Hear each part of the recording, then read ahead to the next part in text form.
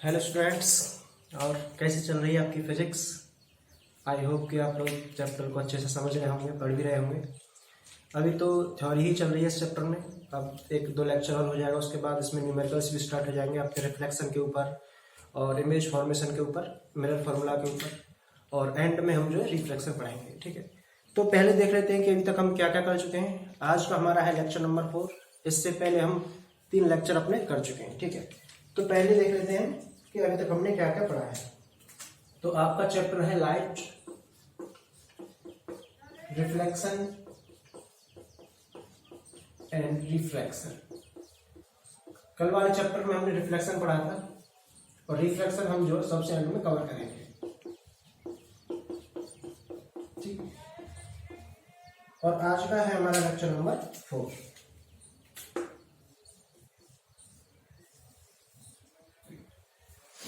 तो अभी तक हम अपने तीनों लेक्चर की बात करें तो हम लाइट की डेफिनेशन, प्रॉपर्टीज, कैरेक्टरिस्टिक क्या क्या है सब पढ़ चुके हैं। और हमने बात की थी light is a form of energy. इसके ऊपर हमने बहुत ही गहनता से बात की है कि how light is the form of energy. ठीक है, उसके बाद हमने सोर्सेज ऑफ लाइट की बात की थी और सोर्सेज ऑफ लाइट में हमने natural sources, luminous sources, non luminous sources, artificial, manmade sources, ये सब के बारे में बात की है। फिर हमने रिफ्लेक्शन की बात की थी। फिर हमने ड्वेल नेचर ऑफ लाइट की भी बात की है। ड्वेल नेचर ऑफ लाइट में हमने क्या बात की थी, पार्टिकल नेचर और वेव नेचर। ठीक है, पार्टिकल नेचर और वेव नेचर क्या होता है इस पर भी हमने बहुत अच्छे से बात की। इस पूरे चैप्टर में हमको पार्टिकल नेचर यानी कि रे ऑप्टिक्स पढ़नी है, वेव नेचर यानी कि वेव ऑप्टिक्स हमको 12th क्लास में जाकर पढ़नी है। और कल हमने पढ़ा था रिफ्लेक्शन। रिफ्लेक्शन क्या होता है, रिफ्लेक्शन एक ऐसा फिनोमेना है जो सेम मीडियम में होगा। ठीक, और रिफ्लेक्शन के लिए हमको 2 मीडियम की जरूरत होगी। तो रिफ्लेक्शन एक ऐसा फिनोमेना है जो सेम मीडियम में होगा। और रिफ्लेक्शन में होता क्या है, इसमें क्या होता है कि कोई भी लाइट, जब लाइट की रे आती है और किसी सरफेस पे आकर वो टकराती है तो टकराने के बाद वो लाइट उसी मीडियम में वापस चली जाती है। ये होता है रिफ्लेक्शन। अब आना और जाना, इसके लिए हमारे पास लॉज हैं। ठीक है, हमने कहा था उनको लॉज ऑफ रिफ्लेक्शन। तो लॉज ऑफ रिफ्लेक्शन क्या कहते हैं कि जो एंगल ऑफ इंसिडेंस है वो एंगल ऑफ रिफ्लेक्शन के बराबर होगा। ठीक, एक बार और देख लेते हैं कि जो एंगल ऑफ इंसिडेंस है, ये सरफेस है, इसको हमने क्या कर दिया, पॉलिश कर दिया। अगर पॉलिश नहीं करेंगे तो लाइट क्या करेगी, एक मीडियम से दूसरे मीडियम में चली जाएगी। इसलिए हमने क्या किया, इस मिरर को या फिर कहें इस सरफेस को हमने पॉलिश कर दिया और पॉलिश करने के बाद ये सरफेस एज अ मिरर काम करेगी। ठीक है, अब हमने क्या किया है कि ये हमारी इंसिडेंट लाइट है, इंसिडेंट रे है। इंसिडेंट रे क्या हो जाएगी, रिफ्लेक्टेड हो जाएगी। और हमको कैसे पता चलेगा कि ये रिफ्लेक्ट होने के बाद किस डायरेक्शन में जाएगी, तो उसके लिए हमने लॉ पढ़ा था कि हमको इस सरफेस पे एक नॉर्मल ड्रॉ करना है। और नॉर्मल किस पॉइंट पे ड्रॉ करना है, हमको नॉर्मल उस पॉइंट पे ड्रॉ करना है जहां पे हमारी लाइट ऑफ इंसिडेंस आई है। ठीक है, यानी कि पॉइंट ऑफ इंसिडेंस पे हमको एक नॉर्मल ड्रॉ कर देना। अब ये जो हमने नॉर्मल ड्रॉ किया है, इससे हमने एंगल मेजर किया और इस एंगल को हमने दे दिया angle I, means angle of incidence. अब जितना एंगल ऑफ इंसिडेंस है उतना ही हमारा आर होगा, मींस एंगल ऑफ रिफ्लेक्शन होगा। ठीक है, तो पहला लॉ क्या था हमारा कि एंगल आई बराबर एंगल आर, ये था हमारा लॉ। ठीक है, दूसरा लॉ था हमारा कि ये जो हमारी इंसिडेंट रे है, ठीक है, ये हमारी रिफ्लेक्टेड रे है और ये हमारी नॉर्मल है। कि इंसिडेंट रे, नॉर्मल और रिफ्लेक्शन तीनों के तीनों हमारे एक पॉइंट पे मीट करेंगे। दिस इज द पॉइंट, हमने इसको पॉइंट पी नाम दे दिया। और ये तीनों लाइन हमारी एक सेम प्लेन में होनी चाहिए। ठीक है, प्लेन का मतलब क्या है कि प्लेन होता है कि किसी भी चीज को, किसी भी, ये हमारे पास 3 लाइनें, इन तीनों लाइन को अगर हम एक सेम प्लेन में ड्रॉ कर दें, जैसे ये प्लेन है बोर्ड का, हमने इन तीनों लाइन को इस बोर्ड पे ड्रॉ कर दिया, तो ये क्या हो गया कि ये तीनों लाइन हमारी सेम प्लेन में है।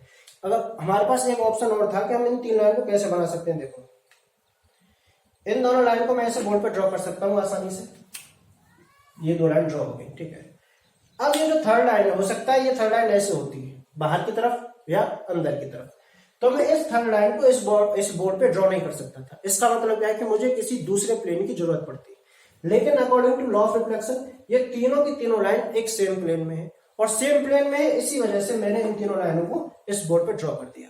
ठीक है, अगर अलग प्लेन में होती तो मैं इनमें से अगर कोई सी लाइन अलग प्लेन में है तो उस लाइन को मैं इस प्लेन पे ड्रॉ नहीं कर पाता, उसके लिए मुझे कोई दूसरा प्लेन लेना पड़ता फिर।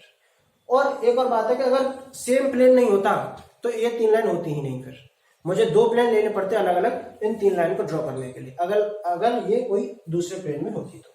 लेकिन ये तीनों क्या है, एक ही प्लेन में है। ठीक है, हाँ चलो प्लेन वाली बात होगी। और दूसरा लॉ क्या था, incident ray normal and reflected ray, ये क्या करेंगे एट द सेम पॉइंट पे मीट करेंगे, ठीक है,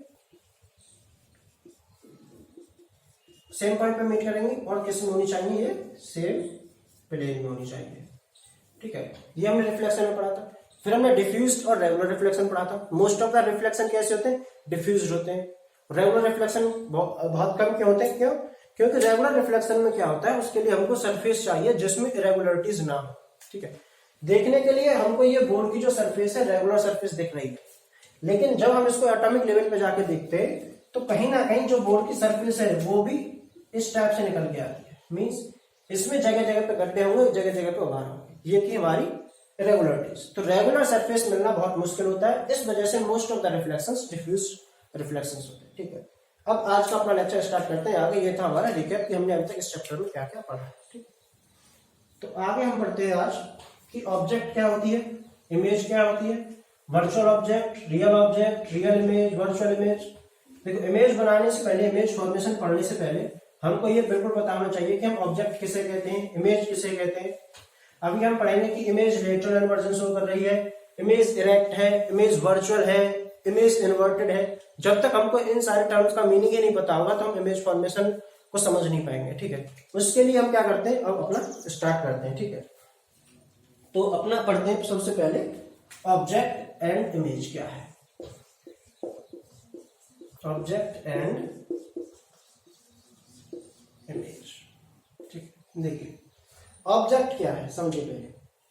ऑब्जेक्ट क्या है, कोई भी ऐसी सब्सटेंस जिसमें से लाइट रेज आ रही है, ठीक है, वो ऑब्जेक्ट होगी। अब लाइट रेज आ रही है इसका मतलब ये नहीं कि वो लाइट का सोर्स होना चाहिए, नहीं, या तो वो ल्यूमिनस सोर्स हो सकता है या वो नॉन ल्यूमिनस सोर्स भी हो सकता है। मींस कि जो ऑब्जेक्ट है उसके पास खुद की भी लाइट हो सकती है, ठीक है, या फिर वो किसी और से भी लाइट ले सकता है, ठीक है, या फिर और की भी लाइट हो सकती है, ठीक है, लेकिन उसमें से क्या आनी चाहिए, लाइट आनी चाहिए। तो सोर्स ऑफ लाइट जो होगा उसे हम क्या कहते हैं, ऑब्जेक्ट कहते हैं, ठीक है। और इमेज क्या होगी कि आफ्टर रिफ्लेक्शन ये जो रेज हैं जिस पॉइंट पे जाके मीट करेंगी उस पॉइंट पे जाके हमें जो चीज दिखाई देगी उसी को हमने क्या नाम दे दिया है, इमेज दे दिया। उसी को हम क्या कहेंगे, इमेज कहेंगे। ये थी आपकी डेफिनेशन कि ऑब्जेक्ट क्या है, कि ऑब्जेक्ट एक लाइट की ऐसी सोर्स है जिसमें से लाइट हमको आती हुई दिखाई देगी। अब जरूरी नहीं है कि वो लाइट उस ऑब्जेक्ट की हो सकता है वो लाइट उस ऑब्जेक्ट की ना हो, कि वो किसी और ऑब्जेक्ट किसी और सोर्स की लाइट हो, लेकिन हमको कैसा लगना चाहिए कि वो लाइट उस ऑब्जेक्ट से आ रही है, ठीक। तो ऑब्जेक्ट की डेफिनेशन लिखेंगे।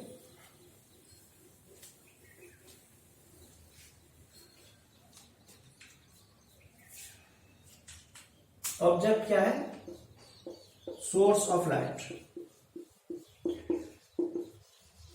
ऑब्जेक्ट सोर्स ऑफ लाइट है, ठीक है। और ये सोर्स ऑफ लाइट ल्यूमिनस भी हो सकता है और नॉन ल्यूमिनस, ठीक है। ये है ऑब्जेक्ट। अब ऑब्जेक्ट भी हमारे पास कैसे हो सकते हैं, देखिए ऑब्जेक्ट हमारे पास एक तो हो सकती है पॉइंट ऑब्जेक्ट, ठीक है, पॉइंट ऑब्जेक्ट, और एक हमारे पास हो सकती है लार्ज ऑब्जेक्ट। पॉइंट ऑब्जेक्ट और लार्ज ऑब्जेक्ट, इन दोनों में क्या अंतर है, हमको कैसे पता चलेगा कि कोई भी ऑब्जेक्ट पॉइंट है या कोई भी ऑब्जेक्ट लार्ज है, कैसे कहेंगे। देखिए किसी भी सब्सटेंस को पॉइंट ऑब्जेक्ट मान के चलना, ये हमको कैसे पता चलेगा कि किस सब्सटेंस को पॉइंट मान के चलना। देखिए ये मेरे पास इतना बड़ा बोर्ड है, मैंने इस पर ये डॉट लगा दिया, तो इन कंपेरिजन करूं मैं बोर्ड के साथ, in compare with board, this dot work as a point object. इस डॉट को मैं एक पॉइंट ऑब्जेक्ट मानूंगा, ठीक है, या मैं इसको कहूंगा ये पॉइंट सोर्स है मेरे लिए, ओके। अब अगर मैं बात करूं एक बड़े रूम की, ठीक है, उस बड़े रूम में मैंने क्या किया, या फिर मैं अपने घर की बात करूं, एक हाउस की बात करूं, उसमें मैंने अपना मार्कर रख दिया। अब मैं इस मार्कर को कंपेयर करूं किसके साथ, अपने हाउस के साथ, अपने होम के साथ, अपने घर के साथ, तो ये marker as a point object काम करेगा, ठीक है। तो ये मार्कर क्या हो जाएगा, एज ए पॉइंट ऑब्जेक्ट काम करेगा। मार्कर भी क्या कर सकता है, पॉइंट ऑब्जेक्ट की तरह काम कर सकता है। हाँ, अब अगर इस मार्कर को मैं किसी कॉपी के ऊपर या बुक के ऊपर ले जाकर रख दूं, फिर मैं तुमसे पूछूंगी कि क्या ये मार्कर इस बुक के अकॉर्डिंग एक पॉइंट ऑब्जेक्ट है या नहीं है, तो आप कहोगे नहीं है। क्यों? क्योंकि बुक का और मार्कर के साइज में बहुत ज्यादा डिफरेंस नहीं है। ठीक है, बुक के साइज में और मार्कर के साइज में बहुत ज्यादा डिफरेंस नहीं है, इस वजह से हम बुक मार्कर को as compare with book as a point object consider नहीं कर सकते। तो पॉइंट ऑब्जेक्ट कंसीडर करने के लिए हमको क्या है कि कंपैरिजन करना होता है। ठीक है, अब आपको लग रहा होगा कि ठीक है हम इंडिया को ले लेते हैं, अपने देश को, तो क्या India as a point object काम कर सकता है? सोच के देखिए, क्या India as a point object काम कर सकता है? इंडिया को छोड़े मैं अर्थ को ले लेता हूं, क्या earth as a point object काम करेगी? जी हाँ। जब अगर मैं पूरे सोलर सिस्टम की बात करता हूं तो उसमें अर्थ बहुत छोटी होती है। अर्थ क्या है? एज अ मैं होल सोलर सिस्टम की बात करूं तो उस होल सोलर सिस्टम में अर्थ बहुत छोटी सी हमको दिखाई देती है। तो as compare with the whole solar system earth will act as a point object. Earth कैसे काम करेगी? एक पॉइंट ऑब्जेक्ट की तरह काम करेगी। तो पॉइंट ऑब्जेक्ट का फंडा समझ में आया? ये नहीं है कि जो चीज सिर्फ छोटी है उसी को मैं पॉइंट ऑब्जेक्ट एज मान के चलूंगा, नहीं। सपोज करो मैंने ये कॉन्टेक्स्ट ले लिया और इसमें मैंने ये डॉट लगा दी, तो in context of this square में इस पॉइंट को देखूं तो ये क्या ये point as a point object काम करेगा? नहीं भाई, दोनों के साइज में बहुत ज्यादा डिफरेंस नहीं है, तो इस वजह से ये जो डॉट मैंने इस स्क्वायर के अंदर लगाई है, ये डॉट इस स्क्वायर के अंदर एज अ पॉइंट ऑब्जेक्ट काम नहीं करेगी। पॉइंट ऑब्जेक्ट काम करने के लिए दो चीजों के बीच का डिफरेंस बहुत ज्यादा होना चाहिए, तब जाके हम उस चीज को क्या as a point object count करते हैं। तो आप अपने मन में ये मत सोचिएगा कि कोई बहुत बड़ी चीज है तो हम उसको पॉइंट ऑब्जेक्ट नहीं मान सकते, बिल्कुल मान सकते हैं। ये भी मान में मत लाइएगा कि कोई भी चीज बहुत छोटी है उसको हम पॉइंट ऑब्जेक्ट ही मानेंगे, जी नहीं, उसको हम ऐसा नहीं है कि उसको हमेशा पॉइंट ऑब्जेक्ट मानेंगे। अगर उसके कंपेयर में कोई दूसरा ऑब्जेक्ट हमने ला के रख दिया जिसका साइज उसी के बराबर है, तो फिर हम जो बहुत छोटी सी ऑब्जेक्ट है उसको भी पॉइंट ऑब्जेक्ट नहीं मानेंगे। ठीक है, तो पॉइंट ऑब्जेक्ट और लार्ज ऑब्जेक्ट, पॉइंट ऑब्जेक्ट और लार्ज ऑब्जेक्ट हमने किसके अकॉर्डिंग सेट किया है इस चीज को? देखिए अभी जब हम मिरर पढ़ेंगे तो ये डिपेंड भी करेगा मिरर के साइज के ऊपर कि मिरर का साइज कितना बड़ा है, तो उस हिसाब से हम पॉइंट ऑब्जेक्ट और लार्ज ऑब्जेक्ट जो सेट करेंगे। दूसरी बात, मिरर के साइज के साथ साथ हम किस चीज पर डिपेंड करेंगे कि मिरर से उस ऑब्जेक्ट की डिस्टेंस कितनी है। अगर सपोज करो कि मिरर हमारे पास है, अब सन इतनी दूर है, बहुत ज्यादा दूर है, ठीक है, तो सन से जो रे आती है उसको हम एज ए पॉइंट ऑब्जेक्ट मान के चलते हैं। सन से जो आती है, क्यों? सन हमको एज ए इनफाइनाइट दूरी पे मान के चलते हैं सन को, तो हम ये सोचते हैं कि सन जो आ रहा है इतनी दूरी से जो लाइट आ रही है वो एक पॉइंट ऑब्जेक्ट से लाइट आ रही है, लेकिन सन तो बहुत बड़ा है। तो ये चीज भी डिपेंड करेगी कि ऑब्जेक्ट जो है मिरर से कितनी दूरी पे है और मिरर का साइज भी हम कितना मान के चले हैं या हमारे पास मिरर का कितना साइज है। तो पॉइंट ऑब्जेक्ट का केस इन चीजों पे डिपेंड करता है। ठीक है, अब आगे देखते हैं। पॉइंट ऑब्जेक्ट हो गया, लार्ज ऑब्जेक्ट हो गया। हाँ, पॉइंट ऑब्जेक्ट को हम कैसे शो करेंगे? देखिए अगर हमारे सामने ये मिरर है, ठीक है, मैंने इसको कर दिया पॉलिश। पॉइंट ऑब्जेक्ट को मैं ऐसे करके दिखाऊंगा कि this is the point object. ठीक है, ओके। लार्ज ऑब्जेक्ट को मैं कैसे दिखाऊंगा कि ये मेरे पास मिरर है, मुझे कंप्लीट ऑब्जेक्ट नहीं बनानी है, मुझे सिर्फ उसकी हाइट शो करनी है। और मैं उस हाइट को कैसे शो करूंगा? सपोज करो ये मैंने एक नॉर्मल ड्रॉ कर लिया, या फिर मैं कहूँ ये मैंने प्रिंसिपल एक्सिस इस पे लाइन ड्रॉ कर दी। ठीक है, ये मैंने एक लाइन ड्रॉ कर दी। अब मुझे क्या करना है? ऊपर की तरफ एरो दिखा देना है। ये मेरी एक लार्ज ऑब्जेक्ट को क्या करेगी? शो करेगी। तो पॉइंट ऑब्जेक्ट और लार्ज ऑब्जेक्ट में ये अंतर है। पॉइंट ऑब्जेक्ट को मैं डॉट से शो करूंगा और लार्ज ऑब्जेक्ट को मैं एरो हेड से शो करूंगा। Means a line with a arrow head, एक लाइन होगी जिसके ऊपर एक हेड पे एरो बना हुआ होगा, उससे क्या होगा? मेरा लार्ज ऑब्जेक्ट शो होगी। ठीक है, बाकी जब हम इमेज फॉर्मेशन पढ़ेंगे आपको बताएंगे कि इमेज इसकी जो मिरर में जाकर कैसे बनती है। तो ये था हमारा ऑब्जेक्ट। ऑब्जेक्ट क्या है? Object is a source of light. ठीक है, ऑब्जेक्ट लाइट का सोर्स है। अब लाइट का सोर्स कैसे हो सकता है? देखिए कोई निडल है हमारे पास, अब आपको लगेगा कि निडल लाइट का सोर्स कैसे हो सकती है। मैंने आपको क्या बताया था जब ल्यूमिनस और नॉन ल्यूमिनस सोर्सेस पढ़ाए थे कि कोई भी ऐसी ऑब्जेक्ट, ठीक है, अगर वो हमको अंधेरे में नहीं दिख रही है लेकिन जब हम लाइट जला देते हैं तो हमको दिखाई देती है, वो नॉन ल्यूमिनस होती है। क्यों? अंधेरे में नहीं दिख रही है, इसका मतलब क्या है कि उसके पास खुद की लाइट नहीं है, इस वजह से वो हमको अंधेरे में नहीं दिखी। लेकिन लाइट जलाने पे वो हमको दिखाई दे रही है, तो इसका मतलब क्या है कि उसने किसी और से लाइट ली तब जाके वो हमको दिखी। ठीक है, तो मैं अगर आप एक पिन की बात करूं तो पिन आपको दिखाई देती है, दिखाई देती है, तो पिन भी एक ऑब्जेक्ट की तरह वर्क करेगी। और पिन जो है वो कैसा सोर्स है लाइट का? नॉन ल्यूमिनस सोर्स है लाइट का। ठीक है, तो ल्यूमिनस और नॉन ल्यूमिनस सोर्स में डिफरेंशिएट करने का ये सबसे अच्छा तरीका है कि ऐसी चीजें, ऐसी वस्तुएं, ऐसी ऑब्जेक्ट जो आपको अंधेरे में नहीं दिखाई देती लेकिन लाइट ऑन करने पे आपको दिखाई देने लग जाती हैं, रात में नहीं दिखाई देती लेकिन दिन में दिखाई पड़ती हैं, तो ऐसी ऑब्जेक्ट्स क्या होती है? नॉन ल्यूमिनस होती है। क्यों? क्योंकि दिन में वो किसी ना किसी और से लाइट लेती हैं और वो लाइट तब हमारी आंखों में आती है और उसी चीज की वजह से उनको दिखाई पड़ती है। तो ऐसी ऑब्जेक्ट्स को हम कहते हैं नॉन ल्यूमिनियस। तो मोस्ट ऑफ द ऑब्जेक्ट्स जितनी भी हैं सारी की सारी नॉन ल्यूमिनियस है भाई। दीवार हुई, जो कुछ भी आप दिख रहे हैं, anything that you are watching is non luminous source of energy except some sources. ठीक है, जैसे कैंडल है, कैंडल के पास खुद की अपनी लाइट है, इलेक्ट्रिक बल्ब है उसके पास खुद की लाइट है, सन है उसके पास खुद की अपनी लाइट है, मून के पास खुद की अपनी लाइट नहीं है। इस बात को ध्यान रखना। ठीक है, तो पॉइंट ऑब्जेक्ट, लार्ज ऑब्जेक्ट हो गया। ऑब्जेक्ट सोर्स ऑफ लाइट है। अब लाइट का सोर्स ल्यूमिनस भी हो सकता है, नॉन ल्यूमिनस भी हो सकता है। इसको मैंने टर्मिनोलॉजी में इसलिए लिखा है, लिखने को तो मैं ये भी लिख सकता था कि ये जो लाइट है इसकी खुद की हो या खुद की भी नहीं हो, लेकिन जब हमने ल्यूमिनस सोर्सेस और नॉन ल्यूमिनस सोर्सेस पढ़ लिए हैं तो क्यों ना हम टर्मिनोलॉजी के साथ चलें। इससे क्या होता है कि एग्जामिनर के माइंड में आपका जो पॉजिटिव रेस्पॉन्स रहता है। ठीक है, वो समझ आता है कि स्टूडेंट ने ल्यूमिनस और नॉन ल्यूमिनस भी पढ़ा हुआ है। ये मीन्स ऐसी छोटी छोटी बातें क्या है कि एक डिफरेंस क्रिएट कर देती है एक नॉर्मल एवरेज स्टूडेंट और एक जो कहते हैं ना होशियार लड़का होता है उसके बीच में। अगर आप वैसे लिख के आते आपका भी सही था, वो ऐसे लिख के आया उसका भी सही है, लेकिन कहीं ना कहीं एक्सीलेंट या फिर जो गुड बच्चा है उसकी ये लिखी हुई बात एग्जामिनर को ज्यादा इंप्रेस करती है। ठीक है, तो ऐसी ऐसी छोटी छोटी चीजों पे ध्यान दे रहा होता है और यही छोटी छोटी चीजें हमको क्या है आगे बढ़ाने में हमारी बहुत ज्यादा हेल्प करती है। आपको पता लगता है कि अरे मैंने भी उतना ही पढ़ा है, उसने भी उतना ही पढ़ा है, मैंने भी यही लिखा है, उसने भी यही लिखा है, बस टर्मिनोलॉजी का ही तो फर्क है। नहीं, छोटी छोटी चीजें एक बहुत बड़ा गैप क्रिएट कर देती हैं और कहीं ना कहीं हम जो हम चाहते हैं शायद वो नहीं मिल पाता हमें। तो कोशिश करनी है कि जो है कि साइंस में क्या होता है टर्मिनोलॉजी बहुत ज्यादा इंपॉर्टेंट रखती है, मायने रखती है टर्मिनोलॉजी। तो आपको क्या है कि टर्मिनोलॉजी का जितना ज्यादा आप यूज कर सकते हैं उतना ज्यादा टर्मिनोलॉजी का यूज कीजिए। ठीक है, आंसर लिखने में टर्मिनोलॉजी का यूज कीजिए। आपने ल्यूमिनस और नॉन ल्यूमिनस लिख दिया, फिर आपने वो वाला लिख दिया, फिर ब्रैकेट में लिख दो luminous and non luminous sources, तो एग्जामिनर पे और ज्यादा इफेक्ट जाएगा। तो ये होते हैं कि मार्क्स को अच्छे से कैसे गेन किया जाए।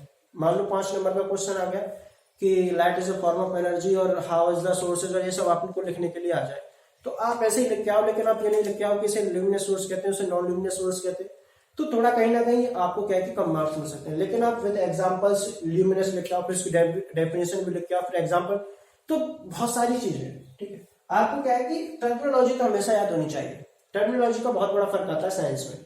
मोस्ट ऑफ द टाइम तो जब आप बायो पढ़ेंगे तो उसमें पूरी टर्मिनोलॉजी ही चलती है, हर एक मीनिंग, हर एक टर्म जो आप बायोलॉजी में पढ़ेंगे उसकी एक अलग डेफिनेशन होती है। आप फोटोसिंथेसिस लिखोगे तो फोटोसिंथेसिस की भी एक डेफिनेशन, आप न्यूट्रिशन लिखोगे न्यूट्रिशन की भी एक डेफिनेशन, आप ऑटोट्रॉफिक लिखोगे ऑटोट्रॉफिक की भी एक क्या डेफिनेशन है। तो उसमें तो हर वर्ड की एक अपनी डेफिनेशन है, तो वहां पर तो टर्मिनोलॉजी आपको बहुत ज्यादा याद करनी होगी, और जितनी ज्यादा याद कर लोगे आगे जाकर उतनी ज्यादा आपको आसानी हो जाएगी। तो टर्मिनोलॉजी का क्या है कि आप याद करते चलो, और मैं अगर आप मेरी बात माने तो आप क्या करो कि इन टर्मिनोलॉजी को किसी एक पेज पर लिख लिया करो, जो जो नए वर्ड आपको देखने को मिलते हैं, और बस आपको क्या करना है कि डेली एक बार उन्हें देख लिया करो कि ल्यूमिनस, फिर अपने माइंड में सोचो कि ल्यूमिनस सोर्सेस क्या थे, नॉन ल्यूमिनस क्या थे, रिफ्लेक्शन क्या था, जो टर्मिनोलॉजी आती है उसको एक जगह लिखते चलो और फिर उसको डेली एक दो बार देख लिया करो, तो आपको क्या है कि टर्मिनोलॉजी पूरी क्लियर हो जाएगी।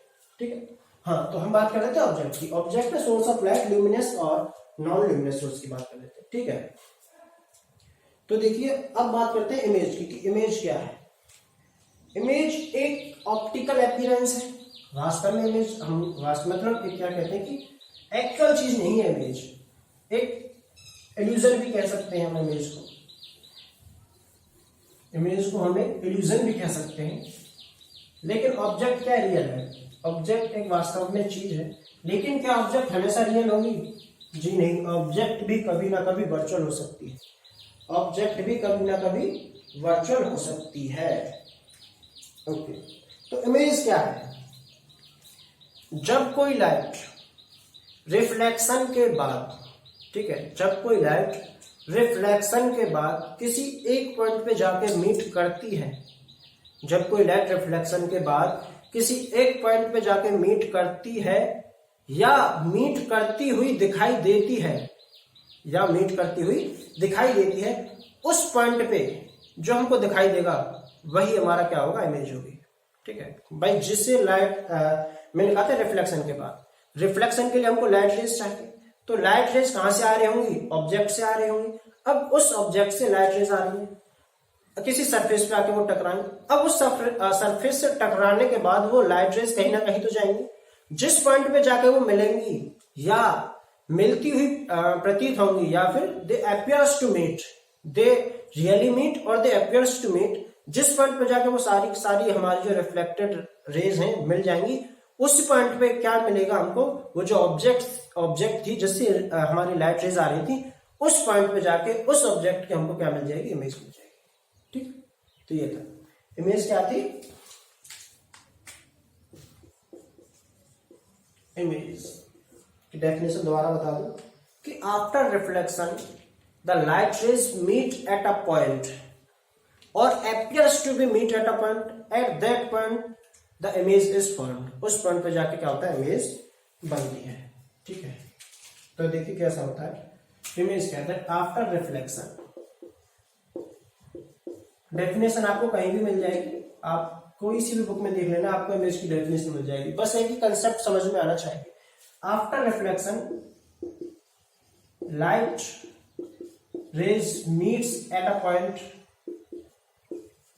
meets at a point or appears to be का क्या मतलब है, appears to be meet a point, कि या तो वो वास्तव में मिलेंगी या फिर हमको मिलती हुई दिखाई देंगी, मीन्स वास्तव में मिल भी सकती हैं और नहीं भी मिल सकती, दोनों केस हो सकते हैं। वास्तव में जिस केस में reflected rays after reflection meet करेंगी वो हमारी होगी रियल इमेज। ठीक है, और जिस केस में हमको वो appears to be मीट करेंगी, मीन्स हमको मिलती हुई दिखाई देंगी, मिलती हुई प्रतीत होंगी, दिखाई नहीं देंगी, मिलती हुई प्रतीत होंगी, उस केस में जो इमेज होगी वो होगी वर्चुअल इमेज। ठीक है, वर्चुअल और रियल इमेज का कंसेप्ट बहुत बच्चों को समझ में नहीं आता, उनके समझ में नहीं आता कि ऑब्जेक्ट वर्चुअल कब है और रियल कब है। तो ध्यान से सुनना इस बात को, आज क्लियर हो जाएगा कि after reflection light rays meets eight a point और appears to be meet at a point। ठीक है, एट दैट पॉइंट, उस पॉइंट पे क्या होता है, at that point image is formed, उस पॉइंट पे इमेज बन जाती है। अब आफ्टर रिफ्लेक्शन, अब रिफ्लेक्शन के लिए भी हमको क्या चाहिए, लाइट रेज चाहिए, तो वो लाइट रेज कहां से आ रहे होंगे, किसी ना किसी सोर्स ऑफ लाइट से आ रहे होंगे। अब वो जो सोर्स ऑफ लाइट है वही हमारा क्या होगा, ऑब्जेक्ट होगा। अब वो अगर ऑब्जेक्ट है तो उसी ऑब्जेक्ट की तो इमेज बनेगी उस पॉइंट पे। ठीक है, उसी ऑब्जेक्ट की क्या होगी, इमेज बनेगी। तो ये हो गई हमारी इमेज और ऑब्जेक्ट की डेफिनेशन। मैंने आपको क्या बताई थी कि ऑब्जेक्ट की डेफिनेशन वही है जो एक सोर्स ऑफ लाइट की। ऑब्जेक्ट क्या है, ऑब्जेक्ट कुछ नहीं है, ऑब्जेक्ट बस सोर्स ऑफ लाइट है। सिंपल डेफिनेशन, ऑब्जेक्ट क्या है, ऑब्जेक्ट कुछ नहीं है, ऑब्जेक्ट बस एक सोर्स ऑफ लाइट है। ऑब्जेक्ट क्या है, only a source of light. अगर कोई लाइट का सोर्स नहीं है तो हम उसको देख ही नहीं सकते, फिर हम उसको देख ही नहीं सकते। तो कोई भी ऐसा ऑब्जेक्ट जो लाइट का सोर्स है वो एक ऑब्जेक्ट की तरह काम करेगा। और आफ्टर रिफ्लेक्शन वो जो रेज, अब सोर्स ऑफ लाइट है तो उसमें से रेज तो आनी से जाहिर सी बात है कि लाइट की रेज आ रही होंगी। और आफ्टर रिफ्लेक्शन वो रेज जिस पॉइंट पे जाकर मीट करेंगी उसी पॉइंट पे जाके इस ऑब्जेक्ट की इमेज बन जाएगी।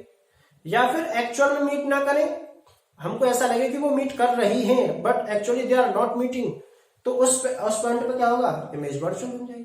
ठीक, अब रियल इमेज और वर्चुअल इमेज में क्या कंसेप्ट है, ध्यान से सुनना। कि देखो आपके पास है प्लेन मिरर, मैं आपको समझा देता हूं डायग्राम के साथ।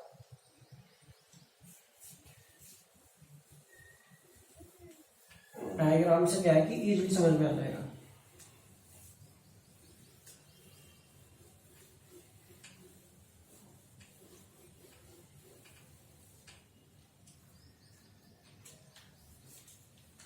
और हाँ, आपको लॉज ऑफ रिफ्लेक्शन हर जगह याद रखना है, इस बात को ध्यान रखना। लॉज ऑफ रिफ्लेक्शन हर जगह यूज होगा, कहीं भी फेल होने वाले नहीं है लॉज ऑफ रिफ्लेक्शन। ये है आपका प्लेन मिरर। प्लेन क्या है, क्योंकि सरफेस प्लेन है, नॉर्मल सी बात। ये है आपका प्लेन मिरर। क्या इस प्लेन मिरर का स्फेरिकल मिरर से कुछ लेना देना है? बिल्कुल है। क्या लेना देना है? जब स्फेरिकल मिरर पढ़ेंगे तब बताएंगे कि क्या लेना देना है। ठीक है, ये है हमारा प्लेन मिरर। मैं आपको रियल ऑब्जेक्ट और वर्चुअल ऑब्जेक्ट का कंसेप्ट समझा रहा हूं, इसलिए मैंने क्या ड्रॉ किया है, एक प्लेन मिरर मैंने ड्रॉ कर लिया। This is the plane mirror. Okay, ये है प्लेन मिरर। अब प्लेन मिरर में आपको एक मैं खास बात बता दूं, प्लेन मिरर की क्या खास बात होती है, और उस चीज को हम यहाँ पे देखेंगे कि प्लेन मिरर के जितने सामने, सपोज करो कि इससे 10 सेंटीमीटर आगे मैंने कोई ऑब्जेक्ट रख दी, this is the object. Okay, मेरे पास मान लो पॉइंट ऑब्जेक्ट है 10 सेंटीमीटर आगे। तो अब प्लेन मिरर में क्या होता है, जो इमेज बनती है ना, वो इमेज भी अंदर की तरफ 10 सेंटीमीटर दूरी पे ही जाके बनती है। कहां बनती है? 10 सेंटीमीटर की दूरी पे जाकर बनती है। तो ये प्लेन मिरर की क्या एक खास बात है कि जितने डिस्टेंस पे ऑब्जेक्ट होगी, इमेज की भी डिस्टेंस उतनी ही होगी। ठीक है, चलो अब हम देखते हैं कि रियल इमेज और वर्चुअल इमेज का क्या कॉन्सेप्ट है। ओके,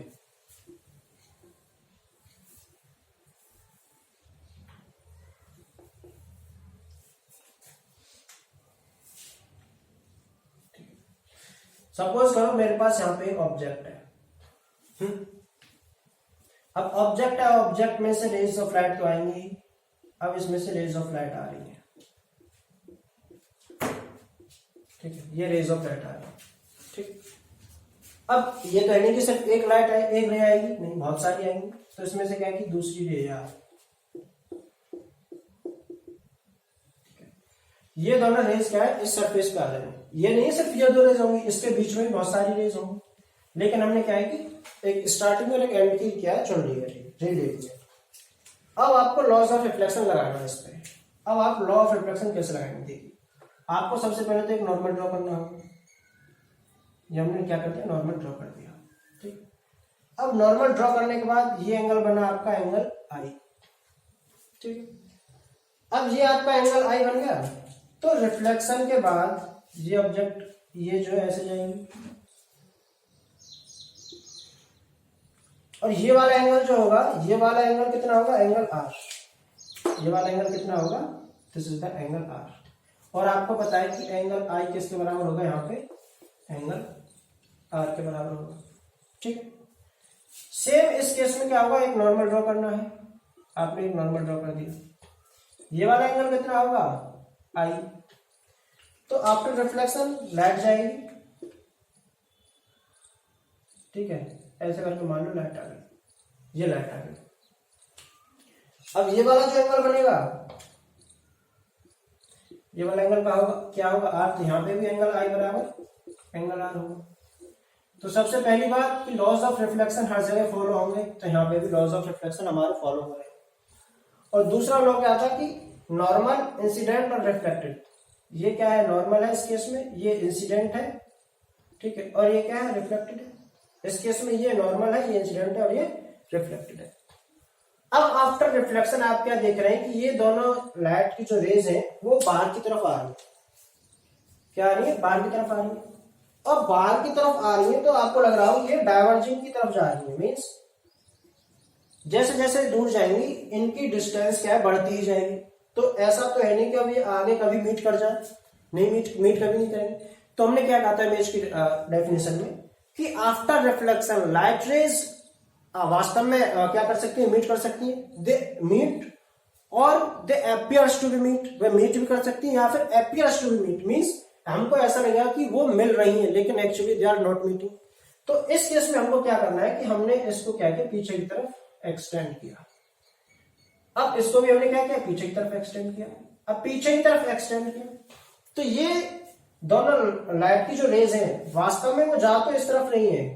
ठीक है, वो जा तो इस तरफ नहीं है, लेकिन they appears to be meet at this point. लेकिन हमको क्या लग रहा है कि वो किस जगह मीट कर रही है, इस मिरर के दूसरी तरफ। मिरर के दूसरी तरफ, पीछे की तरफ हमको मीट करती हुई वो दिखाई दे रही है। ठीक है, यहाँ पे क्या है कि यहाँ पे हमने आई लगा दी, इंसान देख रहा है यहां से। ठीक है, यहां से क्या है, इंसान देख रहा है। अब वो जब देखेगा, ऑब्जेक्ट हमारी कहाँ है, यहाँ पे है, पॉइंट ए पे। उसने देखी ऑब्जेक्ट ए यहाँ पे, मिरर के सामने ऑब्जेक्ट रखी हुई है, लेकिन जब वो मिरर में देखेगा तो उसको ऑब्जेक्ट कहाँ दिखेगी, मिरर के पीछे की तरफ। ठीक है, तो इस केस में आपने क्या देखा कि जो आफ्टर रिफ्लेक्शन जो लाइट की रेज आ रही है वो एक्चुअल में मीट नहीं कर रही है, वो एक्चुअल में मीट नहीं कर रही, but they appears to be meet. लेकिन हमको कैसा लग रहा है कि वो मीट कर रही है, और किस पॉइंट पे मीट कर रही है, पॉइंट बी पे मीट कर रही है।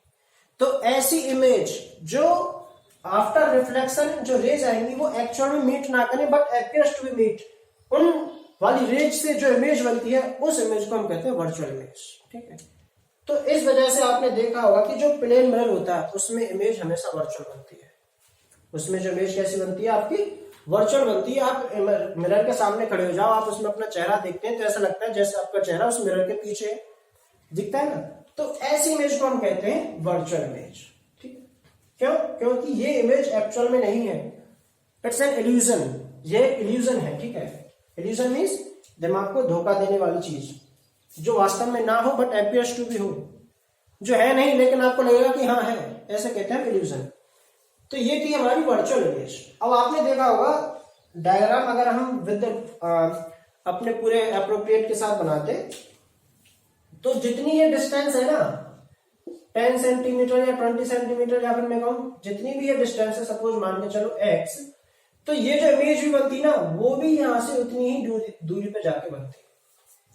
ठीक है, तो ये होता है कि जितनी डिस्टेंस पे हमारी ऑब्जेक्ट होगी इमेज भी हमारे प्लेन मिरर के अंदर उतनी ही डिस्टेंस पे जाके बनती है। मैं मानता हूं कि ये मतलब पूरी आपको ये वाला बड़ा लग रहा है, ये वाला छोटा लग रहा है, लेकिन जब आप पूरे उनके साथ कंस्ट्रक्ट करते हैं इसको विद अपने मतलब स्केल के साथ एंगल वगैरह अपना पूरा ठीक मान के करते तो फिक्स एकदम सही आता कि जितनी डिस्टेंस ये है उतनी ही डिस्टेंस ये होती, और जो लेवल इसका है जितना ऊपर ये उतनी ही ऊपर ये वाली इमेज होती, मीन्स डिक्टो होता है एकदम, इसके जस्ट सामने होती है ये वाली इमेज। ठीक है, जब हमने यहां से देखा तो हमको ऐसा लगता है। आपने कभी कभी ऐसे भी देखा भी होगा कि ऐसे आपका मिरर लगा हुआ है, आप यहां से देख रहे हैं और किसी और को कोई वहां पे बैठा हुआ है तो आप एक मिरर से उस इंसान को देख सकते हो। ठीक है, लेकिन आपको कैसे दिखेगा कि ये मिरर है, उस मिरर के पीछे की तरफ दिखता है वो इंसान, ऐसा लगता है जैसे इस मिरर के पीछे वो बैठा हुआ है, लेकिन एक्चुअली में ऐसा नहीं होता, वो कहीं और बैठा हुआ होता है। तो ऐसे जब ये पर्सन देखेगा ऑब्जेक्ट है तो एक्चुअल में यहाँ पे, लेकिन उसकी इमेज बनी यहाँ पे, तो इसको क्या लगता है कि ये जो ऑब्जेक्ट रखी हुई है मिरर के पीछे रखी हुई है। ऐसी इमेज को हम कहते हैं वर्चुअल इमेज। ठीक है, मीन्स आफ्टर रिफ्लेक्शन उसकी जो लाइट है, लाइट की जो रेज है वो वास्तव में मीट नहीं करती but they appears to be meet, लेकिन वो मीट करती हुई दिखाई देती है। ऐसा लगता है कि वो मीट कर रही है लेकिन वो मीट नहीं कर रही। हाँ, अगर अब ये कन्वर्जिंग लाइट होती है, ऐसे करके आ रही होती, कन्वर्जिंग मीन्स अगर लाइट की रेज ऐसे करके आ रही होती ऐसे करके, तो मैं इसी पॉइंट पे मिल जाती, तो इस पॉइंट पे हमारी जो इमेज बनती वो रियल इमेज बन जाती। क्यों, क्योंकि वास्तव में यहाँ पे हमारी जो है लाइट की रेज है वो क्या करी, मीट की।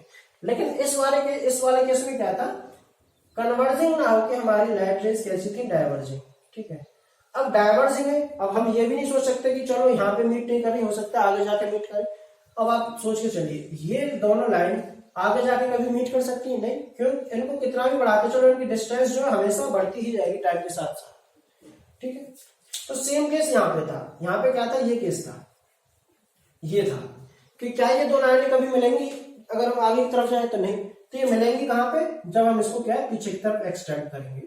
हमने इसको पीछे की तरफ एक्सटेंड किया, इस पॉइंट पे मिल गई, तो इस पॉइंट पे हमारी इमेज बन गई। और जो इमेज ऐसी वजह से इस वजह से बनती है, किस वजह से, कि the reflected light appears to be meet, उस वजह से जो इमेज बनेगी उसको हम कहते हैं वर्चुअल इमेज। ठीक है, तो फिर रियल इमेज क्या होती है, देखिए आफ्टर रिफ्लेक्शन के बाद, ये रिफ्लेक्शन हुआ यहाँ के बाद, अब रिफ्लेक्शन के बाद कोई एक ऐसी इमेज बने जिसको हम किसी स्क्रीन पे ऑब्टेन कर सकें, उस इमेज को हम कहते हैं रियल इमेज। ठीक है, ये ऐसा केस कहाँ पे होता है, आप सिनेमा घरों में गए होंगे तो जो मूवीज चलती हैं वो रियल इमेज होती हैं एकदम। वो क्या होती है, एक स्क्रीन लगी हुई होती है सामने और क्या होती है, रिफ्लेक्शन के बाद वहां से सारी की सारी लाइट आती है और वो किस पे जाती है, उस स्क्रीन पे आके हमको क्या करती है, एक जगह पे सारी की सारी लाइट कहाँ मिलती है, उस स्क्रीन पे जाके मीट कर जाती है। ठीक है, उसमें क्या होता है, ये स्क्रीन होती है, यहाँ से रिफ्लेक्शन के बाद सारी की सारी लाइट क्या आती है, ऐसे आती है, इसी पॉइंट पे सारी की सारी लाइट ऐसे मिल जाती है, ऐसे नहीं सॉरी, ये तो क्या हो गया, ये वाला केस कौन सा हो गया, ये तो दूर जाने वाला केस हो गया, ऐसे मीट नहीं करेंगे। उसमें क्या आता है, एरिया बहुत वाइडर होता है ऐसे करके। अब जितनी भी लाइट आ रही है ना ऐसे करके, वो सारी की सारी लाइट ऐसे पॉइंट पे आके मीट कर जाती है, ऐसे करके ऐसे पॉइंट पे आके मीट करती है। अब मीट तो कर गई, तो इसका मतलब क्या है कि यहाँ पे एक इमेज बन जाएगी। वो इमेज कौन सी है, जो आपको मूवी चल रही है वो दिखाई दे रही है। अब इस पर, इस स्क्रीन पर भी एक रिफ्लेक्शन होता है, मैंने आपको बताया था। इस स्क्रीन पर कौन सा रिफ्लेक्शन होता है, डिफ्यूज रिफ्लेक्शन। डिफ्यूज रिफ्लेक्शन का मतलब क्या है कि अब यहां से लाइट रिफ्लेक्ट होती है हर एक पर्टिकुलर एरिया में, हर एक पर्टिकुलर एरिया में। एक केस क्या सकता है कि अगर हम इसको इतना रेगुलर बना दें स्क्रीन को कि सिर्फ लाइट हमारी इसी एरिया में क्या हो, रिफ्लेक्ट हो। अगर इसी एरिया में रिफ्लेक्ट होगी तो जो पर्सन इस तरफ बैठा होगा मूवी सिर्फ उसे चलती हुई दिखाई देगी, बाकी जितने भी पर्सन है उनको मूवी दिखाई नहीं देगी। क्यों, क्योंकि रिफ्लेक्शन के बाद लाइट और एरियाज में और डायरेक्शन में जा ही नहीं। तो इस सरफेस को डिफ्यूज सरफेस बनाया जाता है, बनाया नहीं जाता क्योंकि कितनी भी कोशिश करने में सरफेस डिफ्यूज से बनती है, तो इरेगुलर सरफेस बन जाती है। अब इरेगुलरिटी की वजह से ये जो फिर इस सरफेस को टकराने के बाद जो रिफ्लेक्शन होता है वो डिफ्यूज रिफ्लेक्शन होता है, और उस डिफ्यूज रिफ्लेक्शन की वजह से लाइट क्या करती है, हर एक पर्टिकुलर एरिया में चली जाती है। तो यहाँ पे पर्सन बैठा है, यहाँ पे फिर जितने भी पर्सन बैठे होते हैं सबको मूवी दिखाई देती है। ठीक है, अब समझ में आया। अगर रेगुलर रिफ्लेक्शन होता तो किसी एक पर्टिकुलर डायरेक्शन में लाइट ऐसे करके जा रही होती सारी की सारी, तो सिर्फ जो पर्सन इस एरिया में या इस डायरेक्शन में बैठा होगा उसी को मूवी दिखाई देगी, किसी को दिखाई नहीं देगी। लेकिन डिफ्यूज रिफ्लेक्शन होता है, इस वजह से सारे के सारे जो रिफ्लेक्टेड रेज है वो क्या करती है, हर पॉसिबल डायरेक्शन में क्या करती है, डाइवर्स कर जाती है। और जो इंसान हर पॉसिबल डायरेक्शन में बैठा होता है उनको वो सारी की सारी जो लाइटें हैं वो क्या करती है, दिखाई देती है। ठीक है, चलो आपको वर्चुअल लाइट का कंसेप्ट, वर्चुअल इमेज का कंसेप्ट समझ में आया होगा। रियल क्या होता है, रियल इमेज ऐसी इमेज होती है जिसको हम किसी स्क्रीन पे क्या कर सकते हैं, देख सकते हैं। और वर्चुअल इमेज कैसी होती है, वर्चुअल इमेज को कैसे देख सकते हैं कि वर्चुअल इमेज को देखने के लिए हमको किसी मिरर के अंदर देखना ही होगा अगर वर्चुअल इमेज है तो, वरना हम वर्चुअल इमेज को बिना मिरर के अंदर देखे हुए नहीं देख सकते। हाँ, अगर रियल इमेज है तो रियल इमेज को देखने के लिए हमें मिरर में देखने की जरूरत नहीं है, रियल इमेज किसी हमको स्क्रीन पर अपने आप ही दिख जाएगी।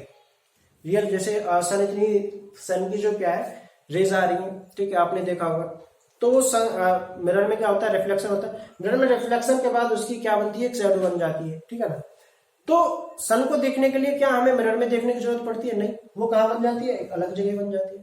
तो ये क्या है, रियल ऑब्जेक्ट, रियल इमेज बन जाएगी उसकी। हाँ, उसकी वर्चुअल इमेज भी बनती है, जब आप देखोगे मिरर में तो मिरर में आपको दिखाई नहीं देगा। क्यों, क्योंकि उसमें बहुत हाई इंटेंसिटी की लाइट दिखाई देती है, लेकिन उससे क्या है कि दोबारा रिफ्लेक्शन हो जाता है सन की लाइट का, तो वो हमको वहां पे दिखने लग जाती है। तो क्या है कि वर्चुअल इमेज वो इमेज होगी जिसको देखने के लिए हमें मिरर के अंदर देखना होगा, और रियल इमेज वो इमेज है जिसको हमें मिरर के अंदर देखने की कोई जरूरत नहीं है। तो वो कैसी इमेज होगी, हमारी रियल इमेज होगी। ठीक है, अब कुछ और टर्म है आपके इमेज से रिलेटेड। देखिए, एक वर्चुअल और रियल इमेज का कंसेप्ट आपने देख लिया कि वर्चुअल और रियल क्या है। एक कंसेप्ट होता है, मैं कुछ टर्म लिख देता हूं, आपने क्या क्या देख लिया, आपने ऑब्जेक्ट देख लिया है, इमेज में आपने रियल और वर्चुअल देख लिया है। ठीक है, अभी हम देखेंगे मैग्निफिकेशन, मतलब अच्छे तरीके से तब पढ़ाएंगे जब आएगा मैग्निफिकेशन क्या होता है। फिर हम देखेंगे lateral inversion, lateral inverted, sorry lateral inversion देखेंगे, लेटरल इन्वर्जन। फिर हम देखेंगे इन्वर्टेड इमेज, इनकी डेफिनेशन देखेंगे, थोड़ा थोड़ा इनके बारे में समझेंगे। और फिर हम देखेंगे इरेक्ट इमेज, और ठीक है, मैग्निफिकेशन, लेटरल इन्वर्जन, इन्वर्टेड और इरेक्ट हो गया। और क्या होगा, ठीक है, हाँ बाकी होगा तो बाकी अभी देख लेंगे। वैसे अभी हम इन पे फोकस करते हैं कि क्या क्या था ये। ओके, तो देखिए मैग्निफिकेशन, लेटरल इन्वर्जन, इन्वर्टेड और इरेक्ट। तो नीचे से स्टार्ट करते हैं इरेक्ट। इरेक्ट क्या होता है, इरेक्ट का मतलब होता है सीधा। मीन्स कि अगर मेरी ऑब्जेक्ट ऐसे है, ठीक है। और आफ्टर रिफ्लेक्शन इसकी इमेज बने वो भी ऐसे ही बने in the same direction, means जिस डायरेक्शन में इसका एरो हेड था उसी डायरेक्शन में इमेज का भी एरो हेड हो, तो ऐसी इमेज को हम कहते हैं इरेक्ट इमेज। ऐसी इमेज को हम क्या कहते हैं? Erect image. ये तो थी हमारी इरेक्ट। अब आता है इन्वर्टेड। इन्वर्टेड इमेज क्या होती है? इन्वर्टेड इमेज में क्या होगा कि ये आपकी ऑब्जेक्ट है, ठीक है, ये आपकी क्या ऑब्जेक्ट है। अब आफ्टर रिफ्लेक्शन होने के बाद इसकी जो इमेज बने वो ऐसे करके बन जाए, मीन्स जो चीज ऊपर थी वो नीचे की तरफ हो जाए और जो नीचे वाली चीज थी वो ऊपर की तरफ हो जाए, उल्टी हो जाए, इसको हम कहते हैं इन्वर्ट इमेज, इन्वर्टेड हो जाना, ठीक है। एरो हेड ऊपर की तरफ है, इस वाली इमेज में एरो हेड आपका नीचे की तरफ है, तो ये क्या होगा? इन्वर्टेड इमेज होगी। इरेक्ट में क्या था? जिस डायरेक्शन में एरो हेड है इमेज में भी वही था कि एरो हेड कहां था? ऊपर की तरफ था, तो ये थी इरेक्ट इमेज, ये थी आपकी इन्वर्टेड इमेज। जब हम क्वेश्चन करेंगे तो उसमें हमसे पूछा जाता है कि ऑब्जेक्ट हमारी इमेज हमारी इरेक्ट होगी, इन्वर्टेड होगी, लेटरल इन्वर्जन शो करेगी या नहीं करेगी, मैग्नीफाइड होगी या नहीं होगी, तो उसके लिए मैं आपको बता दे रहा हूँ अभी आगे जाके, जैसे प्रॉब्लम ना हो। तो इरेक्ट ही होगा, इन्वर्टेड ही होगा, ठीक है। इरेक्ट हो गया, इन्वर्टेड हो गया। लेटरल इन्वर्जन क्या होता है? अब आपने प्लेन मिरर के सामने खड़े हो जाओ, ठीक है। जब आप अपने प्लेन मिरर के सामने खड़े होगे तो आप अपना राइट हैंड उठाना। जब आप अपना राइट हैंड उठाओगे और आप मिरर की तरफ देखोगे तो मिरर में आपको ऐसा लगेगा जैसे कि आपका लेफ्ट हैंड उठा हुआ है, जैसे कि आपका लेफ्ट हैंड उठा हुआ है। इसी को हम कहते हैं लेटरल इन्वर्जन, ठीक है। जब आप ये वाला हैंड उठाओगे तो मिरर में से आपका इस तरफ जो हैंड होगा ये वाला आपको उठता हुआ दिखाई देगा, ठीक है। तो इसे हम कहते हैं क्या? Lateral inversion. ये हो गया आपका लेटरल इन्वर्जन। मैग्निफिकेशन क्या है? मैग्निफिकेशन आपने देखा होगा कि लेंसेज से हम क्या करते हैं?